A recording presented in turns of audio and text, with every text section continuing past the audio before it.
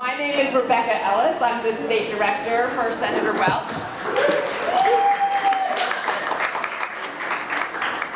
This evening we're going to have a listening session on economic opportunity and transformation. We'll be hearing from Senator Welch and our four panelists, and then we'll have time for questions and answers. And we will try to wrap up no later than 6:45. So, without further ado, I will turn the program over to Senator Welch.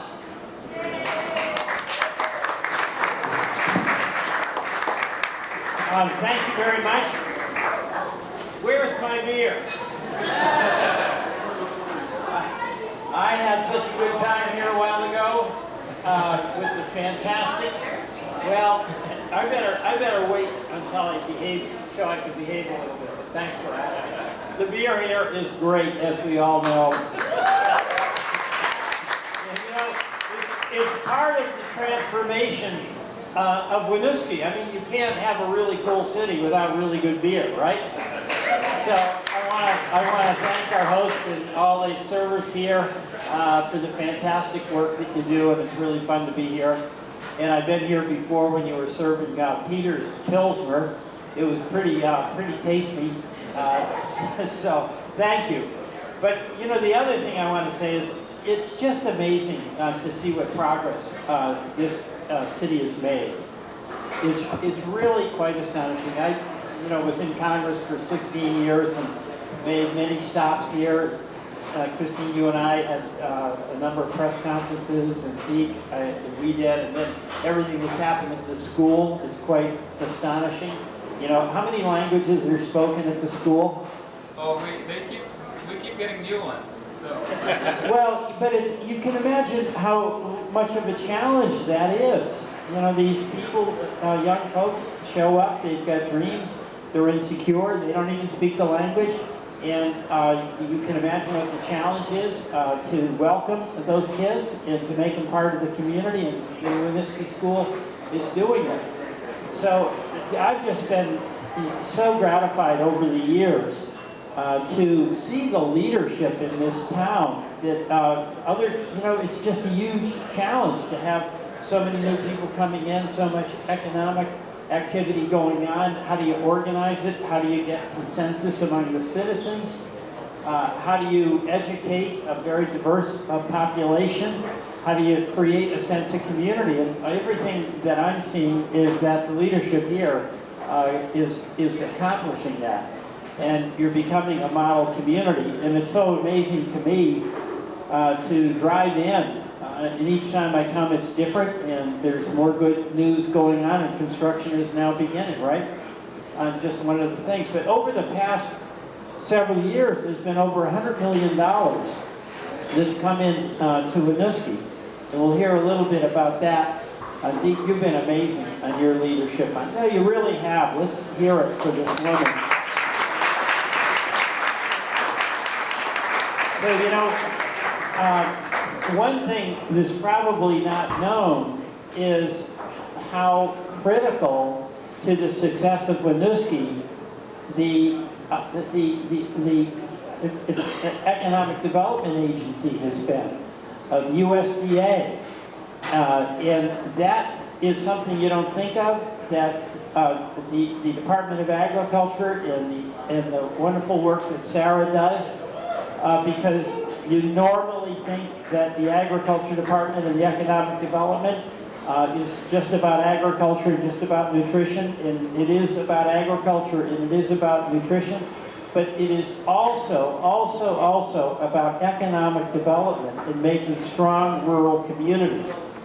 And Winooski, we all think of as a city. It's densely populated, it's packed. But the good news is that as big as Winooski is, what, 8,000? 8,000? That's smaller than like New York City. So it fits within the definition for being eligible for consideration for USDA, Department of Agriculture, Economic Development activity. And Sarah is here and is going to talk a little bit about that. Christine is. But it's a real reason why it is absolutely essential that we renew the 5-year Farm Bill. You know, I serve on the Agriculture Committee. It's an extremely important committee for agriculture, for nutrition, but also for economic development. And it is the agency that cares about rural America. And that includes small towns. And Winooski, by Vermont standards, is bigger than a lot of our towns, but it's a small town with big challenges. And that is why it's been great to work with Sarah at USDA in my role as the chair of the Rural Development and Economic Development Subcommittee. Okay, so we are going to be continuing our efforts to make certain that the Farm Bill does get renewed, because it makes a real difference for what the economic development our opportunities are with those federal tools for Winooski to continue doing the great work that it's been doing with the great leadership it has. So I look forward to hearing from our panelists tonight and hearing your questions, but I do want to end where I began, and that is congratulations to Winooski for all that you've accomplished over the years, and more is yet to come. Thank you very much.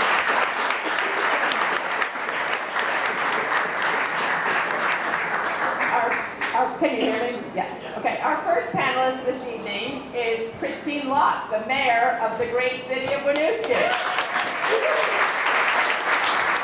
Mayor Lott, Winooski's strategic vision on your website, I just checked this afternoon, is to continue being a livable, diverse, and affordable community with a focus on economic vitality, municipal infrastructure, housing, and safe, healthy, and connected people. Can you talk about the development of this division and how it has informed the growth we see today in Winooski? Yeah, thank you, Rebecca. Welcome, everyone. What you just listed is our strategic vision for Winooski, which was developed a little before my time through a series of community engagement sessions by previous leaders, maybe during Deke's time. And so those 4 key tenets, housing, infrastructure, having safe, healthy, connected people, and economic vitality, those are the things that residents said are important to them and that they want to see in the city that we are and are becoming. And we've been able to use those as the foundation for the city's master plan and all of the goals set for that 8-year guiding document. We have structured our policy work under that format, so we have policy advisory commissions in those different areas that the council can tap into additional residents for additional input as we develop related policies. And even our staff use those areas and the goals from the master plan that are aligned to kind of evaluate things that come forward as priorities. I think it's also been a critical foundation for anyone new who's come into leadership, come into city council, to have a vision of, you know, what our community has said they want to be when we maybe haven't had direct contact with all aspects of the community. So it continues to be our kind of the 4 key pillars of what we're working for, and I think is clearly still relevant today. Like infrastructure, housing, economic vitality, having safe, healthy, connected people are the things that we keep hearing and keep seeing the need to be focused on. Thank you.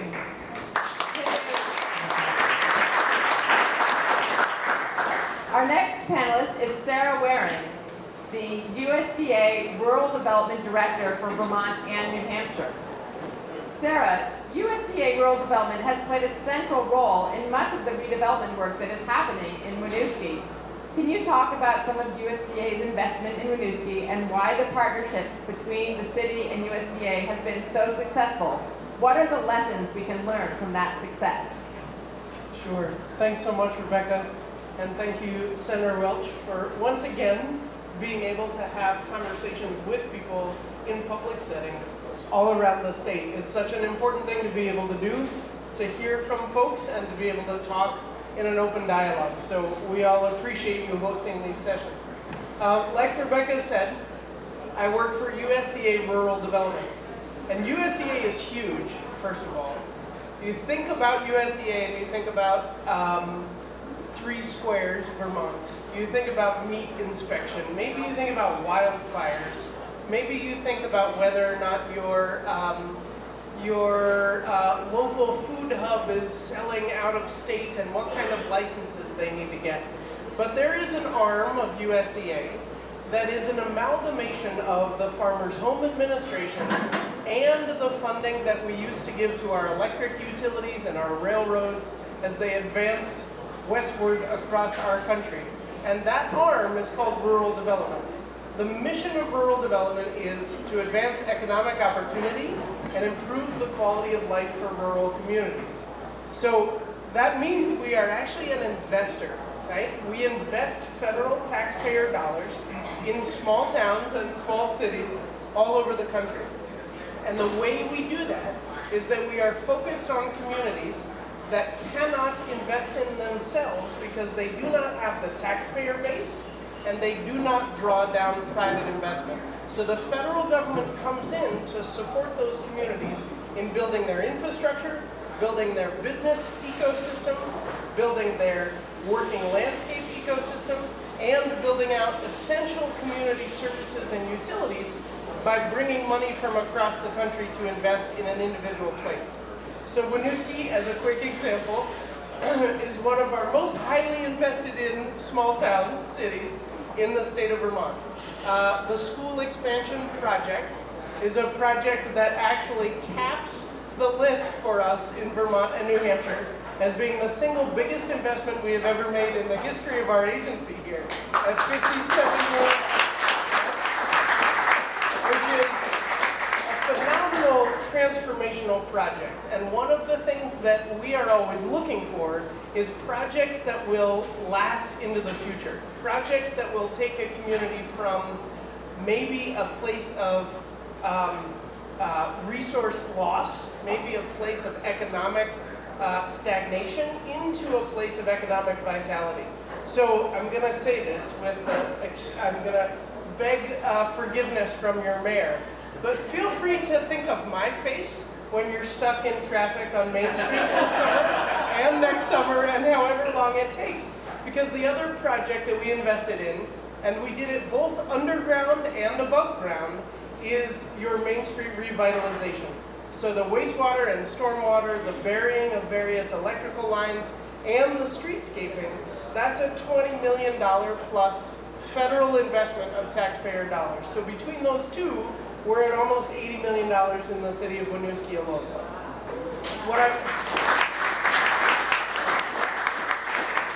I will save those applause and take them back to my staff who actually did all the underwriting.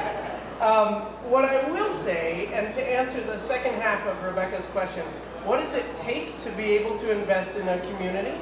It is really about, believe it or not, even though we have to check all the boxes for federal applications, which are quite long, it is really about trust. And that trust comes about because of transparency and communication and capacity.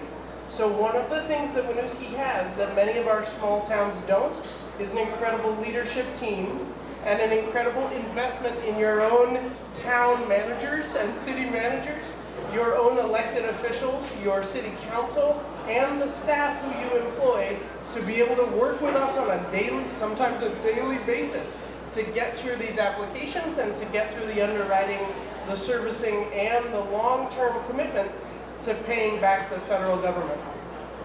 I will say that one of the things that I think is really important as we look ahead is that rural development is designed really in three primary mission areas. Housing, which Deke is going to talk a little bit about, and for us that's folks who are income eligible, and that's who we focus on first. Then it is also about infrastructure, and then finally it's about rural business development. But what we know, looking across rural America today, is that no farm business model can stand on its own in Vermont and be 100% viable. No hospital business model can stand on its own in a rural community and be 100% viable. No child care business model can stand on its own and be 100% viable. And it's sure as hard as heck to build housing that can stand on its own and be economically viable. All of those things need to be designed and built together And that, I think, is really the next stage for where we all want to be looking as how those categories can be combined and how we can think cross-sectorally about economic viability and about success for a community. So with that, thank you. Thank you, Chad.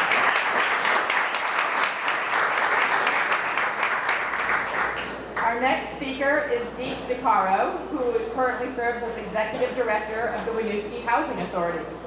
Deep, housing is called out as a key pillar in Winooski's strategic vision.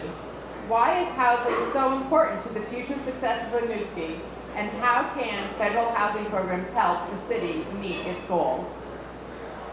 Thank you, Rebecca, and thank you for the invitation. Housing, obviously without housing, no one's going to be able to live here, right, and work. It's the connector between all of the pieces and the product. So, as Sarah just said, housing, transportation, healthcare, childcare, we got to build it all together if it's going to work. And so housing becomes affordable housing, and I don't mean just affordable housing to subsidize, but actual housing where people can afford to live here is critical to almost every piece. So we spent $58 million on a school, but if we can't keep kids here, there's a huge question as to where that investment goes. And if we don't have the housing and maintain that housing, that becomes a challenge. So if we need a whole bunch of people to work, especially frontline folks who are working as personal care attendants or custodians or food workers, and they can't afford to live here, and they have to live 30 miles away from here to find some place to live, then they have a real hard time keeping a job, right? Because transportation becomes a problem, and you get an old car, and you're trying to drive in the morning, and you can't make it to work, and then you find yourself losing your job. So what we're working on, and hope to continue to work on, is to crack the nut about how post-COVID, when housing costs got from 100 and something a square foot to 250 or more a square foot, how do we build that, and build that so everyone can afford to live here, and stay here, and walk to work, and bike to work, and use the bike pass, and use the schools. And that's the big crack, and the nut to crack that we're working on. So housing is part of the puzzle. It's the critical part of the puzzle. And I'll give you just a couple little statistics on the way out of my comments. Maybe one's more anecdotal. It's amazing how many people who require affordable housing, okay? And I don't mean even necessarily subsidized, but I mean, are at 80% maybe of the area median income, kind of almost average, are moving to Ohio and Pennsylvania because that's where they can afford to buy a house and live. And that's huge, right? Because that's a huge brain drain, it's a huge labor drain, it's a huge enthusiasm drain, and it's a huge kids drain, because those are the people who have kids. So that's the one thing. The other thing that's, for the federal government, that's really interesting, that's not in rural development, it's in housing, there's a huge amount of pressure on us to get out housing vouchers. People can't find a place to live. You used to get a housing voucher even in 2019, and within 30 to 60 days, you found a place, you rented up the place, and you lived there, and you moved in, you were fine. The voucher, where you could go find your own housing, used to be the gold standard. That's what everybody wanted. You waited until you got that voucher and buy the GSM, then you had some stability in your life. That's no longer stable. Our success rate used to be 95%. It's now 20 to 25% of people who get vouchers who actually are able to find housing around here that they can afford to rent. When they do have vouchers, just today, we're getting calls. What happens? My landlord is selling and my rent's going up, and now all of a sudden the rent is more than HUD will pay, and so therefore I can't live there. Where can I live? There's some real stuff happening right on those lines that we have our numbers around, and our federal policy, doesn't, for good reason and maybe not so good reason, doesn't change very fast with the times, right? And we could potentially lose vouchers that if housing turns around, we won't have them anymore because we can't have people use them. So right now, from a federal government point of view, it's really two things in my mind. How do we build housing with 4 units or 5 units or 6 units? Because right now the only thing that you can afford to build that's affordable is 20 units. And in a place like Winooski, it's really hard to find land where you can build 20 units. Not only that, we don't want to live in a place where all the poor people live on one side of town and all the rich people live on the other side of town. That's not connected, right? That's not all of the safe, connected, and affordable. And so, do we really want to just have large tracts of land that are just poor people living in a particular development? Well, no. So how do we think about that when the policies are really set up for large developments of 20 plus units? We gotta crack the nut on how to rehab housing that's 4 units, do a lot of infill with smaller number of units, and do it in a mixed way where people can talk to each other. One of the most frustrating things I had when I was city manager here was people were all living here but not relating to each other. And that's because they all lived in really different areas and they never got a chance to meet each other. And that's all part of housing. It's zoning. It's all of the things about where people can live and where they can afford to live.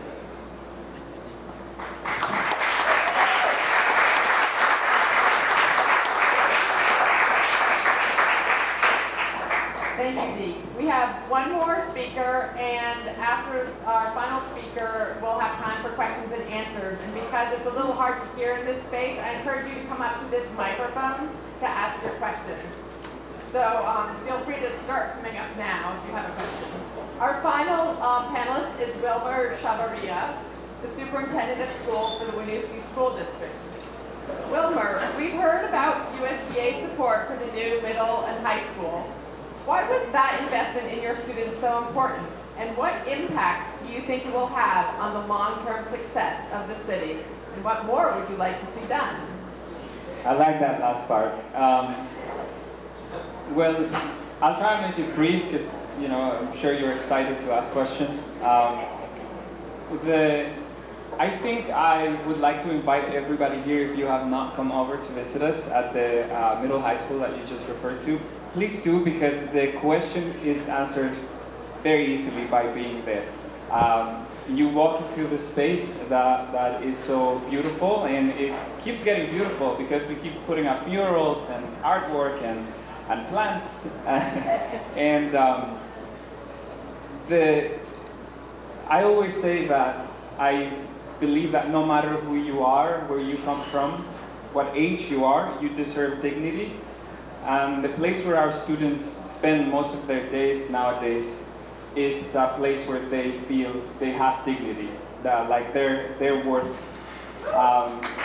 appreciated. And so I could explain to you all the amazing things and the infrastructure, the architecture itself has done for learning and what we know about how little brains work. But I think the biggest piece is just knowing that students are safe, students are happy, students feel, as I said, respected. They don't feel like they are in a prison. They feel like they are in a learning space, in a community space, where they can see each other, interact, be creative, take risks, and just look forward to being in a space that is welcoming. And I think that's why it was needed, because I don't want to talk about the past, but it was clearly needed, and I know that this will have a positive consequences for the near and long-term future for the students who are 5-year-olds, 4-year-olds, 10-year-olds, 17-year-olds, and for the rest of their lives. And what is needed, I could give you a laundry list of things that are needed. However, I think that should take a backseat for now. And first remind everybody that the things that we've achieved, the support that we've achieved, and everything good that's happening to Winooski right now, we should not take it for granted. And we should not assume that everything will continue to be the same and that our students and our families will continue to be respected, to be given that sense of dignity that they are being given in this moment. In the end, it's all politics, it's all the will of the collective, and it's all about who's controlling the narrative. And I honestly do not like when people say that they don't like politics, because this is not about whether you like it or not. As a person who's being victimized by the politics of others, I want to make sure that I am part of the conversation, and I want to make sure that we as a collective remember that what we got is not for granted and we must protect it. So it's not about getting anything, but it's about appreciating what we've achieved, talking about how hard it has been to achieve what we've gotten, and thinking about how we protect it and we ensure that we create a collective shield of caring arms around our children to make sure it remains the same and it grows from there. So that would be my priority now.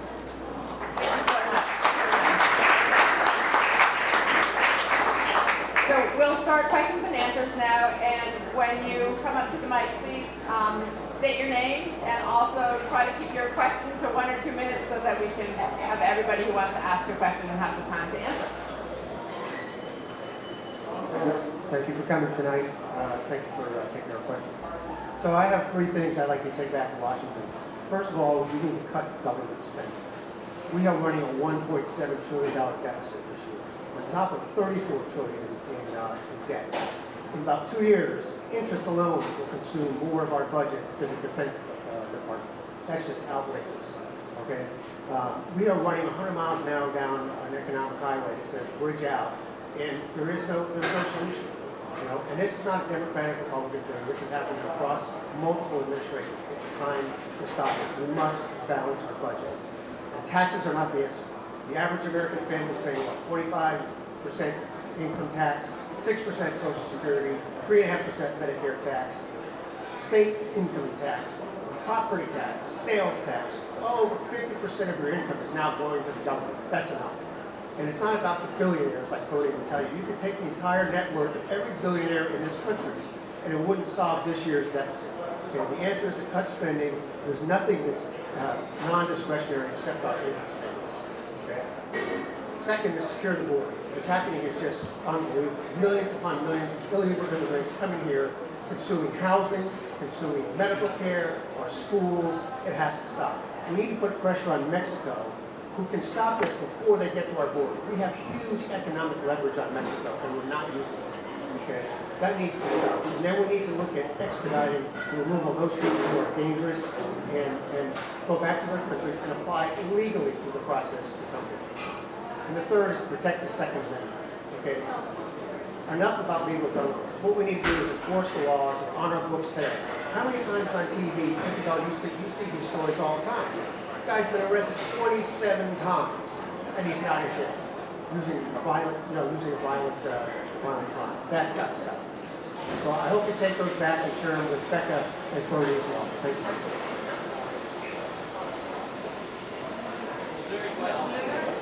You know, let me address that, because those are all 3 valid concerns. And I'm in half agreement and half disagreement. Number one, the debt is a problem, okay? When you're in a fiscal emergency like we were with COVID, you do have to borrow money. But when you're in a time when the economy is improving and we've got the lowest unemployment, the highest stock market, then you can start paying down your debt. So I favor that. I favor probably more spending than you do, but I favor paying for what we're spending. All right? I've been a pay-as-you-go Democrat. And I think we've got to do that. I do believe that the tax system is upside down. When you say how tough it is for everyday families, you're right, okay? Billionaires, I mean, Warren Buffett says it. He pays a lower tax rate than a chauffeur, all right? So that's just not right.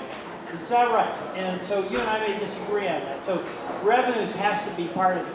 Second, on the border, every country has to have a secure border. So we've got to work on that. We just had a vote. I voted for it. But you know what? We also need more legal immigration. We need legal, okay? Because the system we have right now is not fair to folks who are desperate and want to come and make a contribution to our country. It's not folks to the people who get here when they then don't have the capacity to work, and it becomes an enormous burden on our cities and towns. So yes, a secure border, and yes to more legal immigration. That's a balanced approach. It's become very politicized. You know, third, Second Amendment, yes, we're all for the Second Amendment, but you know what? There is an incredible amount of gun violence, and we have to have gun safety legislation. So we may disagree on that, but I don't think there's anything incompatible with respecting the Second Amendment and honoring the rights that people have with having reasonable gun safety legislation. But thank you very much. And I will talk to Bernie and Beck.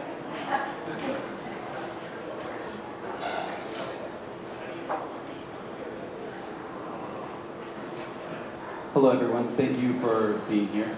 I really appreciate all of the work that you do for the quality of life in our state. So my name is Lucas Peltier, and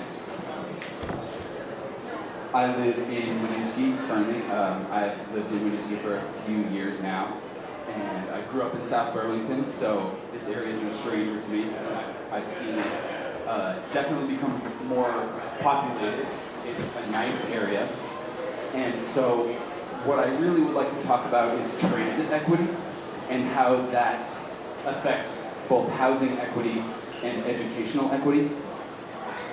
I'm not sure if you know this, but 100 years ago, the Winooski Bridge was designed for trams and trolleys. And as we know, the urban renewal projects of the 20th century, led by Robert Moses out of New Haven, Connecticut, and New York City, designed cities and designed interstates to go through cities and intentionally block BIPOC communities from developing and forcing them to move. With that being said, the Vermont Area of Transportation Agency of Transportation's budget for the fiscal year 2023 was over $400 million.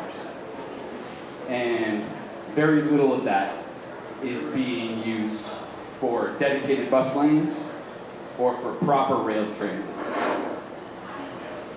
And although I love that we have access to the Amtrak in both Essex and in Burlington, it still leaves a lot to be desired. So, transit equity. It provides an opportunity for people to live within rail corridors without needing a car and offering multimodal transportation options.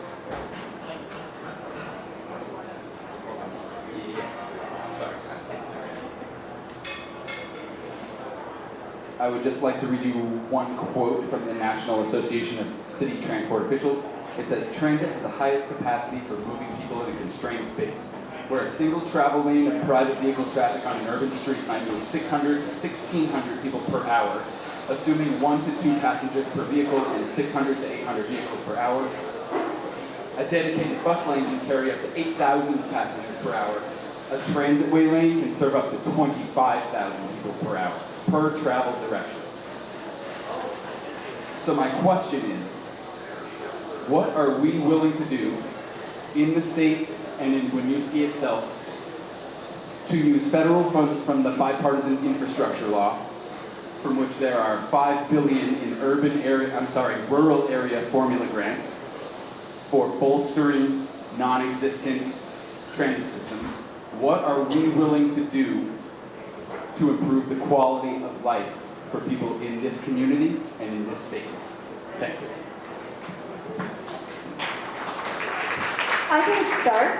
At the local level, we do spend a lot of time engaging our state legislators as well as the director of Green Mountain Transit, advocating for expansion or at least retention of services here.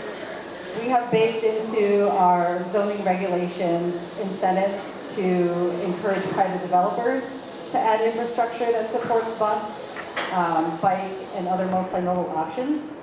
We do have some improvements coming via the bridge project in a few years and in the current Main Street project. But my understanding is that, similar to what Sarah was sharing earlier, with the population density of our state, that public transit is not viable on its own, so it does require more public investment. That is something that we are looking to the state to lead on. I don't know what the federal situation is there.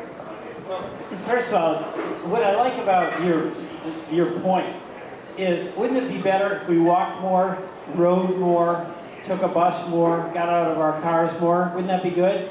And we've got an upside down transit or a transportation system because it's been all cars all the time with the devastation you mentioned. Where I grew up in Springfield, Massachusetts, the interstate separated downtown in the community neighborhoods from the Connecticut River. It was at a time when people didn't think about the river as anything other than a highway for sewage. All right, it's beautiful, the river. So we've got a long way to go, but I think the point you're making, I accept, and there are many of my colleagues in Congress that want to put more money into those alternatives that you're talking about. We've got a real tough time on public transit now. There was a significant infusion of money during COVID to help the transit systems because they didn't have ridership. Well, that money is drying up and the ridership is not going up. So it's a work in progress, but you make a very important point from a health and community safety and community viability standpoint. Thank you.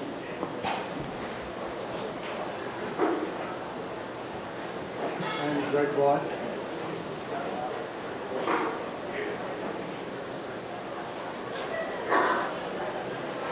I'm Greg Watt from the neighboring Shire of South Burlington.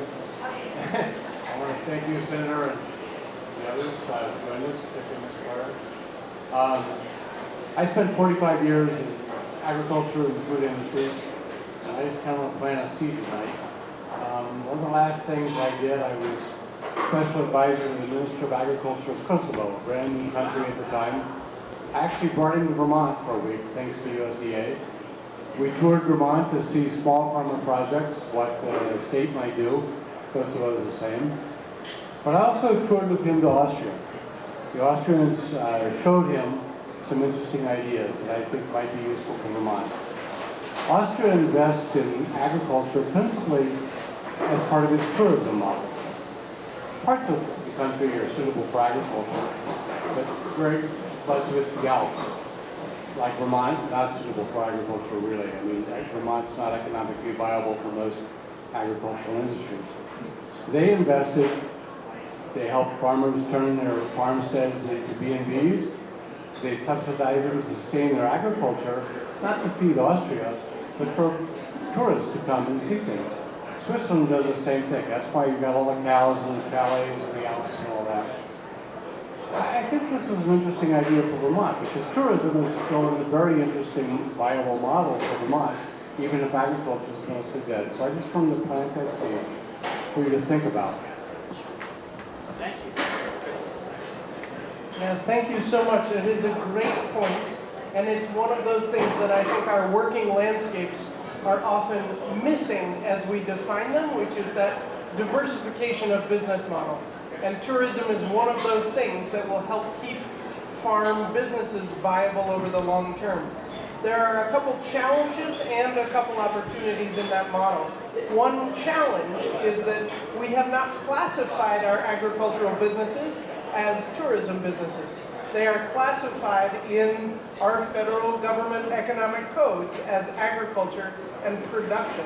So what that means at a state level, right, is that when a farm becomes an event hosting site and they have 200 cars there for a wedding, do they or do they not have to get the Act 250 permit that the wedding venue down the road has to get? So there are some challenges we have to deal with at a state level, state permitting and state structuring of our agricultural businesses.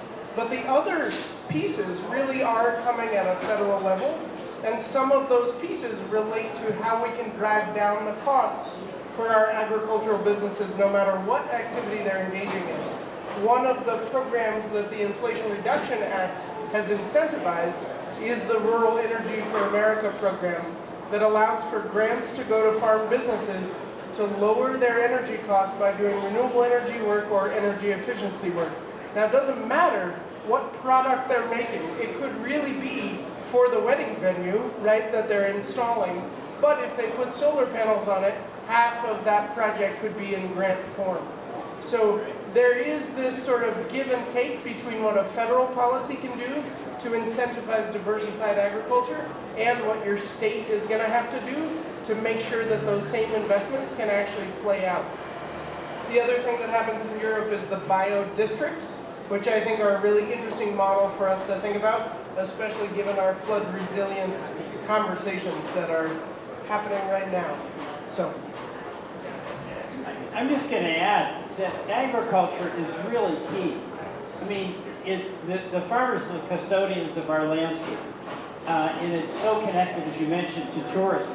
But also the farm-to-school programs are so important, gets our kids involved. The local food scene, like right here, a lot of Vermont products are used.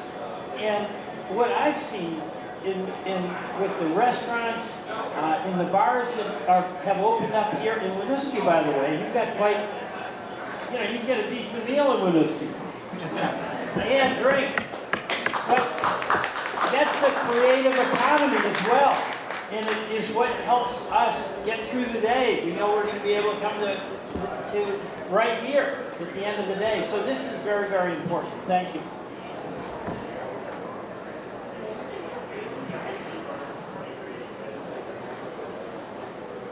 Can you hear me? Okay. My first concern regarding the agriculture. My first concern regarding the agriculture is we used to say there are more cows than people. Lately, it feels like we have more people than cows. And this unprecedented growth, it's not sustainable. It's something, it's not, there's a disconnect. Even further, it feels like you're spending 15 minutes at a red light when gas is $3.65 a gallon. I see everyone turning off their cars. Why are we doing this? And that comes to tech. Things like Uber, things like DoorDash. I don't know if any of you know who Christopher Hitchens is. He's long since passed. He said, as a British citizen, if you ever find yourself in a surveillance state, leave. Don't pass go, leave. It's beginning to feel like that. And I don't want to go in too deep with this subject that's going to make a lot of people uncomfortable. But there is a surveillance state, and currently everyone who is their neighbor are dead or dying as we speak. Do not want to live like that. Secondly, the language of poor people. When you're saying poor people, think about that for a minute. There are a lot of people that are coming into our government. Yes, it's diverse, but they come from countries where class system is the order of the day. That means everything from untouchable to the highest echelon of society. Now, those people who are entering our government are now predominantly from countries that believe in that system. It's a British system. It's not okay. It's not okay to even say poor. How would you feel if I said untouchable? Look, there's one of our untouchables. How about we integrate them into society? We have to be careful of the people that we're bringing into government. They assimilate into our we are created equal. So those are some of the things. Now, finally, I don't want to see a 2016 event where friends of those people win elections, because the incoming group wants there to be that. They want there to be a despotic system, one in which surveillance of all of us is the order of the day. Your real estate and your farms will be taken from you. And if you think that it's happening half a world away and only to those people, you couldn't be more wrong. They will come after your property just as much as they will those people. They don't discriminate. You know, the surveillance state with technology, with AI, that's a real issue where we have to make certain that we fight to preserve our privacy. So that is something that we have to watch very, very carefully. Second, you know, we all, what you said about politics, we don't necessarily like it, but we're all part of it. So the definition of what our country will be with new people coming in, will it continue to look to the past where new people have helped us make a stronger country, where the new people have embraced the opportunity that traditionally has been available in America, which is getting out of reach for a lot of people. But you know, that's where I think you're exactly right. It's all up to us. You know, these freedoms that we have, this commitment to opportunity, you know, the commitment to hard work. Folks who come here, or folks who are here and face real challenges, they just want to have the confidence that if they work really hard, it's not going to be easy. But if they work real hard, they'll be half a step ahead tomorrow than they were today. So that's up to all of us.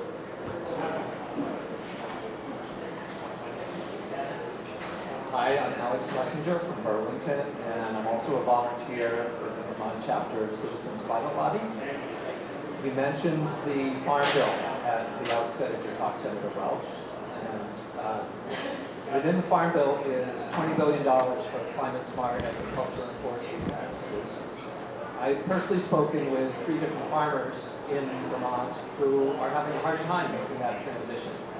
And I'd like to hear you say a little bit about your support for preserving those parts of the farm. The Farm Bill is very contentious. One of the reasons it's contentious is because there are significant funds that are available to our farmers for adopting conservation practices and, quote, smart agriculture that's going to improve soil health, it's going to reduce carbon emissions, and over time increase crop yields. That sounds pretty good. A lot of my colleagues in Washington think that's pretty bad. And what they prefer to have is nothing to do, and this is the battle that's occurring right now in the House, not so much in the Senate. But there is a significant number of my Republican colleagues, frankly, who want to eliminate any of the farm programs that could be improving our climate. That's a battle, because we got those provisions in partly with the Inflation Reduction Act. We're standing firm on that.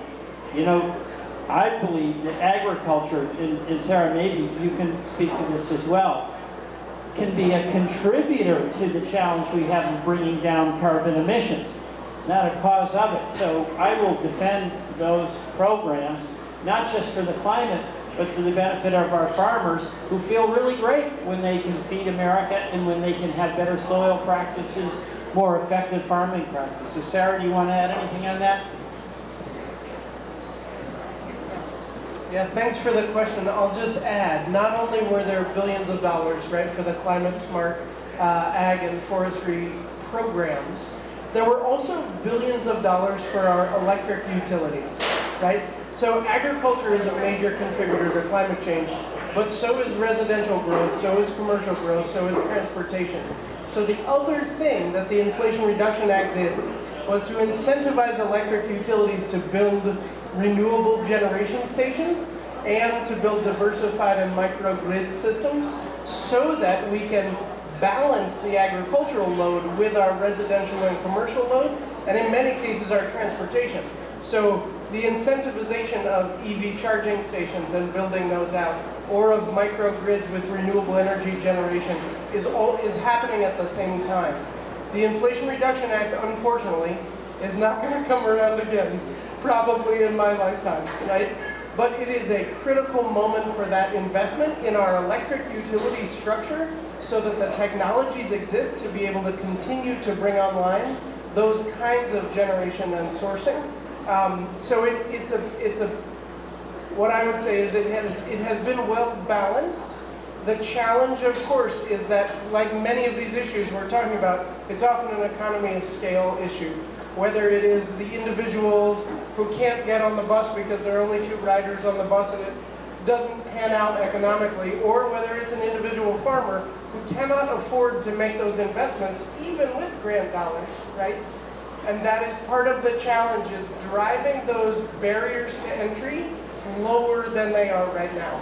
And I think that's a big piece of what our delegation always tries to do, is to make those federal programs easier and simpler to access, which I think is really important going forward. Thank you. So we're going to take 3 more questions and then wrap it up. So.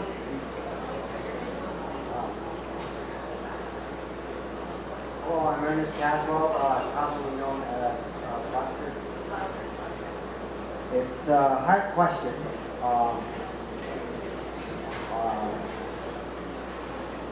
But anyway,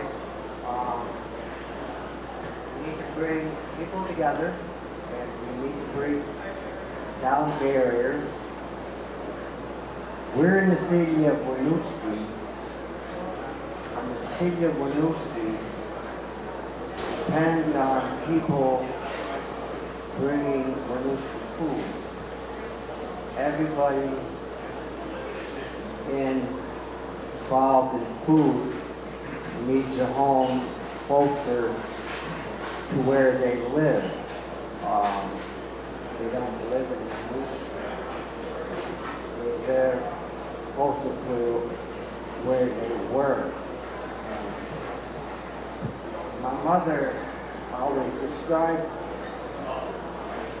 me as a farm worker who works for a farmer, not necessarily, did I say that right? I'm a farm worker who works for a farmer, but many farm workers are actually farmers. It certainly could be and should be, and we need each and every person on the ground to bring us food, because Vermont produces about 1/3 of of its population. We have to depend on outside sources. And if we utilize all that land, we can grow that food closer to that. And how we do that is breaking down barriers, coming together, and recognizing our farm workers. And it's past due. We have to build homes for them. And we have to acknowledge our farmers out there working hard every day, bringing Winooski and Burlington. Burlington has a population of less than 60,000, and in the farm to plate network, there's 61,000 working on over 11,000 establishments, bringing food to the great state of Vermont and beyond. So we have to move forward and build homes where our food is grown. Thank you. And I know you've been working on the farm for decades, right? Yes, sir. And thank you for all that labor, all that incredible work you've done over the years. The hardest working guy in the room right here. Thank you very much.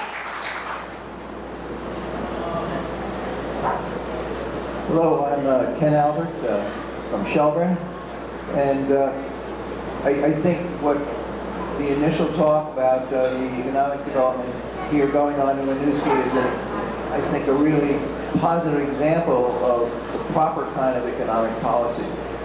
But if you go to all the polling nationally in this country, the people in charge right now are doing a terrible job. The Democrats just are doing a terrible job with the economy, and most people are crediting the Republicans as the party that really is good for the economy. And I think that's because what most Americans hear is in continual talk about how bad the economy is, how bad the people doing basically managing the economic policy are. And I think my concern is it's a dire, dire danger to this republic that I believe the Democrats are basically leaving all the dialogue, both to urban and to rural people, to those that are talking, I think, a grossly inaccurate description of what it is. And until the Democrats basically decide to talk to all the people, not just the particular interest groups that they love to talk to, but everybody, even those people that don't care about some of those interest groups. Because if they don't get the votes, they will never have the electoral success that is needed. And so that's my great, great concern. One other, if I could just say something else. I'm from Shelburne, and talking about housing, we are now struggling with a major rezoning that will encourage, we hope, more and more housing, and we hope that housing means more and more affordable housing. And one of the reasons I bring that up is I'm also a farmer in Shelburne, and it is a struggle. We're basically a small state, not with a large region of farming compared to the Midwest and parts of the West. So we need probably to remain viable, more and more mechanization, and also more and more people, because we can't hire the people for anything, any effort. It's very hard. And one of the blessings we do have is when we do our harvest every fall, the crop has a harvest once a year in the fall that we farm. If we wouldn't have the refugees that mostly live here in Winooski, our business just would not exist. Thank you. Ken, thank you. You know, Southern Vineyards, right? Stop by. Really good wine. You guys do a great job, and I'm so glad you didn't get the freeze this year that you got last year. Yeah, but those are good comments. I'll just say this on the economy. We've got two economies. You know, on one level, it's astonishing how many jobs have been created. All right? It's amazing how we've come out of COVID. But the reality for everyday folks who at the end of the month are trying to figure out how they're going to get the groceries to get them through the final week, who've seen their rents go up. I mean, Deke, that example you gave us, we had 90% success down about 25%. That's real. It's what's real for everybody. The gas prices, you know, they've come down some, but still, post-COVID, for lots of reasons, it's made it really tough on family budgets, and that's something we got to address. There's a lot of reasons for that, and some of it, by the way, is price gouging. I was on a call with Bernie. We're talking about the price folks have to pay for prescription drugs. In this country, it's like 4 times anywhere else. So we've got to stay on that. But we've also got to acknowledge that even though the economy is good for some folks who've got a lot of assets in the stock market, most people don't. And most people show up and work hard, and at the end of the week, at the end of the month, they're really trying to figure out how they're going to balance that paycheck. Thanks. So before we go to our last question, I want to remind folks that Senator Welch will be hosting the Women's Economic Opportunity Conference.